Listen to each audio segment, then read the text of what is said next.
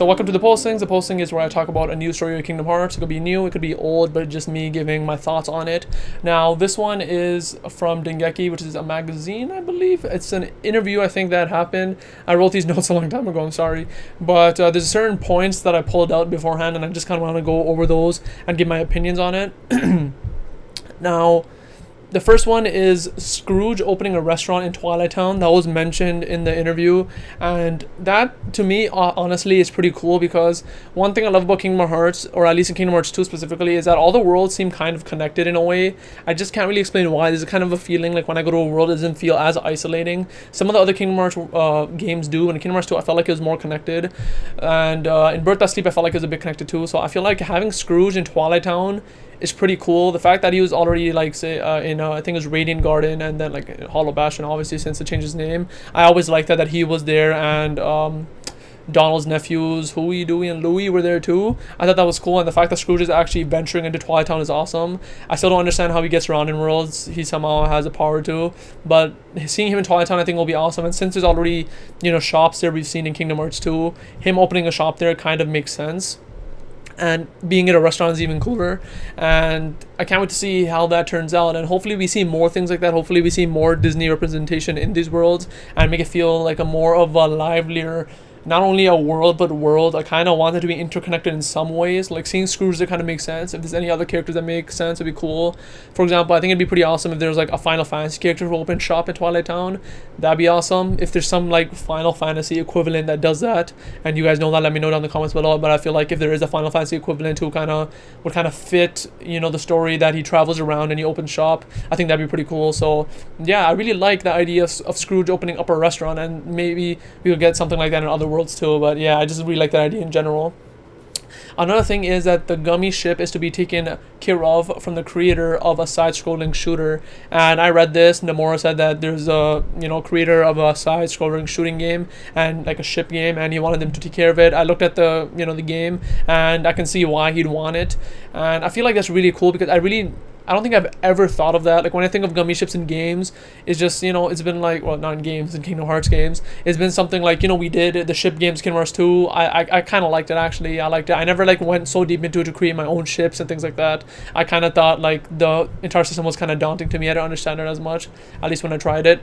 So having like a person who actually, you know, works on these type of games actually create just this part of the game, I feel like it's such a good idea.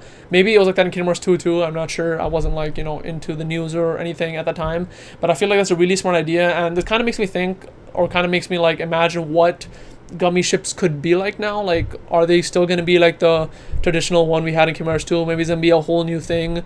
Like, I don't know, really, it could be anything. Like maybe from world to world it could change up. Maybe like in one world is like the normal 3D style shooter behind the ship, one of them it could be side scrolling, and maybe they could do a thing where like from every world like it switches kind of the style of it. I think that'd be cool, especially when you have someone who's made an entire game. I feel like he may have the resources to do this, so I feel like that'd be kind of cool. I think I'd really like the idea where every different world there's kind of a new spin to the gameplay mechanic, or maybe the visuals, and yeah, I think I really like that. So I'll see how it is. The gummy ships look cool. I don't know if they give any more information than this, and I don't know if they're gonna change more. I kind of want it to stay something like Kingdom Hearts 2, where you kind of had that kind of openish map. I think that was the best they've done. I didn't like how they did it in Dream of Distance, where it's just like the orbs, because what sucked about it, you could kind of see the entire game right in front of you, and it made the game seem so much more linear. And yeah, it just seemed very linear. But Kingdom Hearts 2, I remember like I started at this world, I went to this one, unlocked these ones, oh no, these are locked again, have to go back to the old worlds. It made the game feel like such a grand adventure, and that's kind of my favorite aspect about RPGs and like JRPGs in general. So like I feel like if they do the world map again, hopefully they stick to more of a Kingdom Hearts 2 style, or a new style overall, which gives more of an exploration sense. I'm not sure if they would do like an open world type thing, like an open spaceship. I'm not sure if they mentioned that, actually. I feel like I read that somewhere, but I'm not sure if they would do that. If they do that, maybe I'd be okay with it. I'm not sure. I'll have to see when it comes, but like adding more resources and giving a more focus to gummy ships, I think, is a good idea. It's something that we've only had in the mainline games, and now they're coming to such like an instrumental and huge numbered game for Kingdom Hearts. I think it makes sense to give focus to it. So I really like the decision that Nomura made with this. And the last part of the postings is from the same interview. It's Nomura talking about no planned online was implemented so far in Kingdom Hearts 3. Now, when it comes to this, I'm not really surprised, or I didn't really have any expectations. Like, when it comes to online, I don't really expect anything, and if he added something, it'd be cool. Like, I feel like what he did with Birth by Sleep, even though it wasn't truly online on the PSP, it was ad hoc. I really like that. I like that idea of the arena being able to fight each other, being able to do quests together.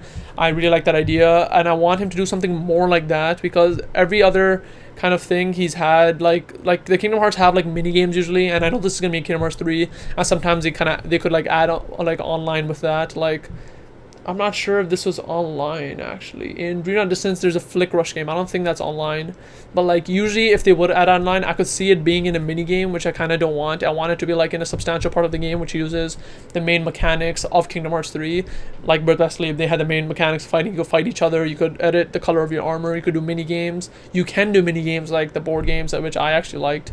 And you could do those mini challenges together, fight the bosses. I did that with my brother all the time. It was really fun. We pulled it off with one UMD. We found out that the way UMDs work in PSPs is that once you put it in and load the section of the game, you could take it out and keep playing. So at the time, we only had one UMD, so I'd put it in, load up the level, give it to him, he'd load up the level, we'd play the whole thing. When he finished, we switch it again to save our progress. But I feel like something like that would be the best. But the thing is, he hasn't implemented anything so far, so who knows if we do get anything like this. But I feel like in the future I can see something like this, like through a free update or something like that. But at the same time, if he doesn't add anything, I'd be good. There's tons of games that don't have online I love. One example is, a lot of people were mad when it first came out, was Infamous Second Son on the PS4.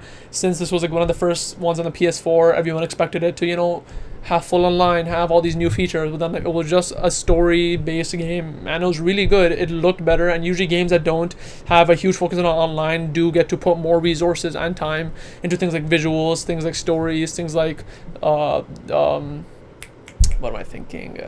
Like the single player experience, like the world and all, and things like that. So if they don't have any focus on online, I'm okay. And even if they do add it later, I feel like that's a better approach rather than adding it during the main development cycle, because I want them to put all the focus and resources to the main story and kind of, you know, focus on that. So like, that's where I am with that. I don't really mind if online ever comes or not, but if they do add it, I'd want something like Birth by Sleep where you actually take advantage of the main mechanics of the game. But that's the posting, so let's go on to the reflecting report.